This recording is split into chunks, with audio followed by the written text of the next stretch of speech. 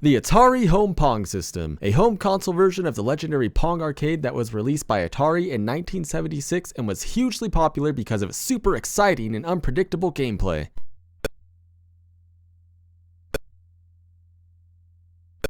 The system uses two knobs as controllers to move the paddles up and down that were attached directly to the console itself, so not only did you have to sit directly in front of the screen and melt your eyes, but you also had to be shoulder to shoulder with whoever your opponent was and hope that they put on their deodorant because you know this game is about to get sweaty. But most of the history about this game doesn't come from the system itself, but from the arcade version. For those that may be unfamiliar, Pong is a very simple table tennis arcade game that uses nothing more than two paddles and a light as a ball. Wow, that doesn't seem like anything I played or seen before. The paddles only moved up and down across the screen, and players used the paddles to hit the ball and score points by hitting the ball past their opponent's paddle. Pong did come with a few improvements, however. Unlike the Odyssey, Pong had a more sleek design for the paddles. It had sound and an on-screen scoreboard, but probably the biggest improvement was that the paddles were divided into segments to change the ball's angle of return depending on where it made contact with the paddle. The ball was also made to accelerate faster the longer it was in play to increase the difficulty for experienced players. The paddles were also made to not reach the top of the screen to limit the amount of time a round could be played. After creating the very first arcade video game titled Computer Space, co-founders Nolan Bushnell and Ted Dabney decided to form a company to produce more games by licensing ideas to other companies. Bushnell decided to hire a man named Alan Alcorn who had no experience with video games, but was hired on because of experience with electrical engineering and computer science. Bushnell had originally planned to develop a driving game influenced by the game Speedway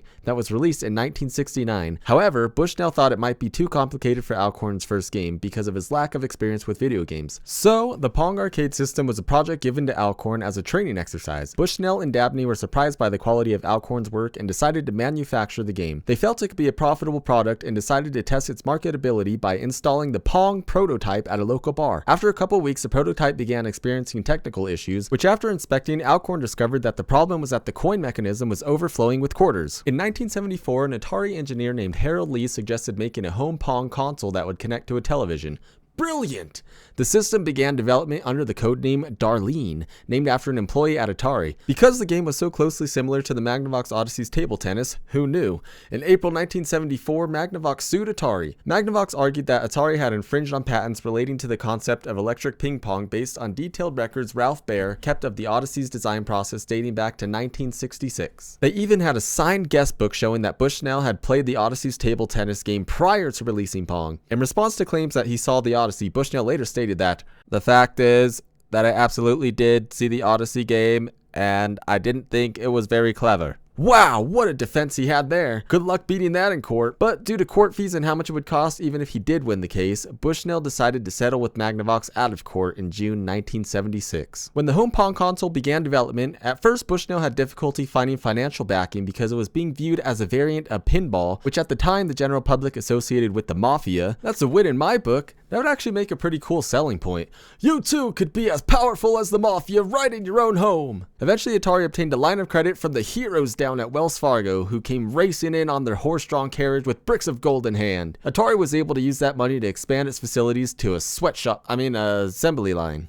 Atari had trouble finding a retailer to sell the home Pong system because they felt the product was too expensive and would not interest consumers. They eventually contacted the Sears Sporting Goods department after noticing a Magnavox Odyssey advertisement in the sporting goods section of its catalog because they haven't stolen enough ideas from them already. Atari staff discussed the game with the representative Tom Quinn, who expressed enthusiasm and offered the company an exclusive deal, believing they could find more favorable terms elsewhere. Even though I just said they were struggling to find a retailer no more than 10 seconds ago, Atari's executives declined and continued to pursue toy retailers. Atari staff set up a home Pong booth at the 1975 American Toy Fair, but due to the high price of the system were unsuccessful in soliciting orders. While at the show, our good friend Tom Quinn makes an appearance once again, and a few days later they set up a meeting with him to obtain a sales order. Bushnell originally offered to produce 75,000 units in time for the Christmas season. However, Quinn doubles down and says make it 150,000 and we have a deal. Though Bushnell knew Atari lacked the capacity to manufacture 150,000 units, he lied and said they could do it no problem because that's how business works. The first units to be released were branded with Sears Telegame's name. Atari later released a version under its own brand in 1976. The home Pong system was an instant success. The game became Sears' most successful product at the time, which earned Atari a Sears Quality Excellence Award. Atari's own version sold an additional 50,000 units. Pong was the first commercially successful video game and is known among many as the game that launched the video game industry as a lucrative enterprise. Pong is now part of the permanent collection of the Smithsonian Institution in Washington, D.C. due to its cultural impact. If you'd like to see some of this this amazing, impactful gameplay, then click through to the next video. Otherwise, I'll see you next time when we take a look at the video action system.